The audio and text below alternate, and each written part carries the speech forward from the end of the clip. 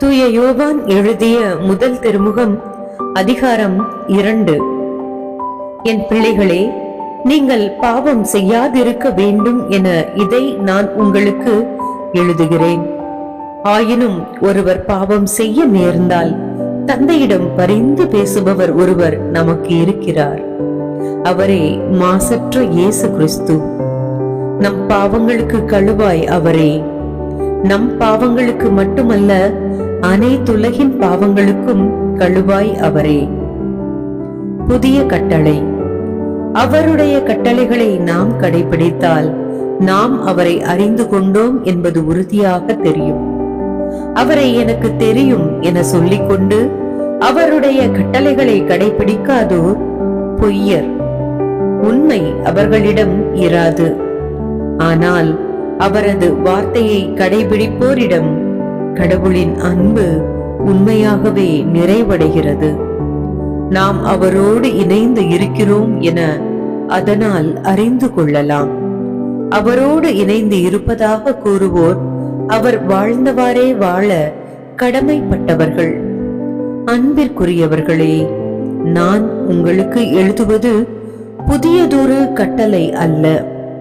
நீங்கள் தொடக்கத்திலிருந்தே பெற்றிருந்த பழைய கட்டளைதான் அது.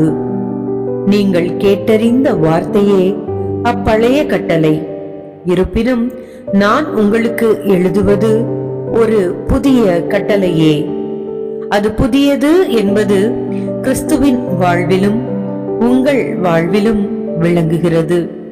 ஏனெனில் இருள் அகன்று போகிறது, உண்மை ஒளி ஏற்கனவே ஒளிர்கிறது. ஒளியில் இருப்பதாக சொல்லிக்கொண்டு தம் சகோதர சகோதரிகளை வெறுப்போர் இருளில்தான் இருக்கின்றனர். தம் சகோதர சகோதரிகளிடம் அன்பு கொள்வோர் ஒளியில் நிலைத்திருக்கின்றனர். இடறி விழ வைக்கும் எதுவும் அவர்களிடம் இல்லை. தம் சகோதர சகோதரிகளை வெறுப்போர் இருளில் இருக்கின்றனர், இருளில் நடக்கின்றனர். அவர்கள் எங்கு செல்கிறார்கள் என்பது அவர்களுக்கு தெரியவில்லை.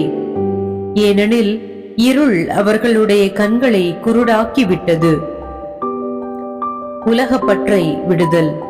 என் பிள்ளைகளே, அவர் பெயரால் உங்கள் பாவங்கள் மன்னிக்கப்பட்டுள்ளன. எனவே உங்களுக்கு எழுதுகிறேன். தந்தையரே, தொடக்க முதல் இருக்கும் அவரை நீங்கள் அறிந்துள்ளீர்கள். எனவே உங்களுக்கு எழுதுகிறேன். இளைஞர்களே, தீயோனை நீங்கள் வென்றுள்ளீர்கள். எனவே உங்களுக்கு எழுதுகிறேன். சிறுவரே, நீங்கள் தந்தையை அறிந்துள்ளீர்கள். எனவே உங்களுக்கு எழுதியுள்ளேன். தந்தையரே, தொடக்க முதல் இருக்கும் அவரை நீங்கள் அறிந்துள்ளீர்கள். எனவே உங்களுக்கு எழுதியுள்ளேன்.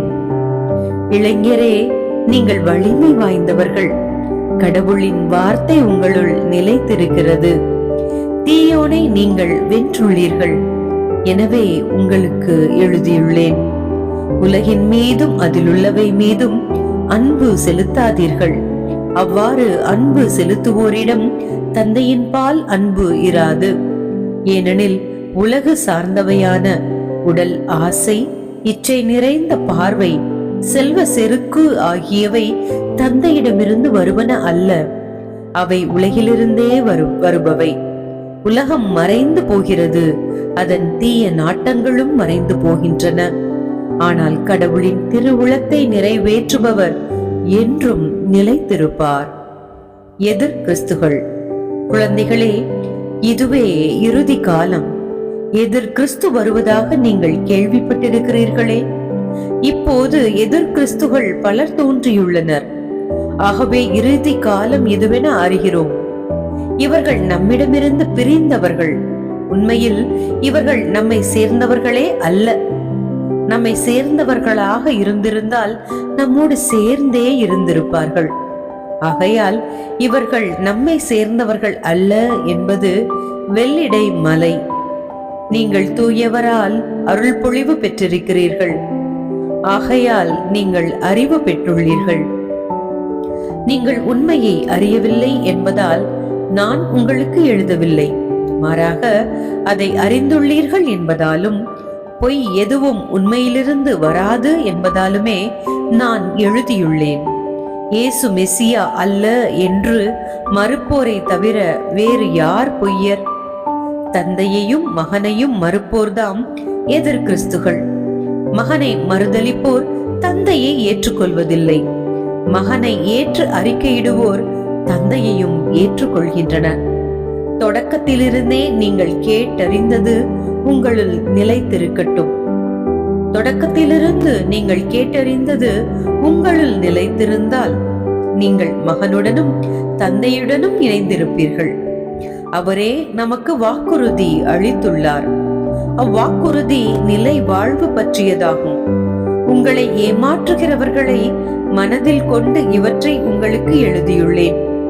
நீங்கள் அவரிடமிருந்து பெற்றுக்கொண்ட அருள் பொழிவு உங்களுள் நிலைத்திருக்கின்றது. அதனால் உங்களுள் எவரும் கற்பிக்கப்பட வேண்டிய தேவையில்லை. மாறாக நீங்கள் அவரிடமிருந்து பெற்றுக்கொண்ட அருள் பொழிவால் அனைத்தையும் கற்றுக்கொள்கிறீர்கள். அவ்வருள் பொழிவு உண்மையானது, பொய்யானது அல்ல. நீங்கள் கற்றுக்கொண்டதற்கு ஏற்ப அவரோடு இணைந்து வாழுங்கள்.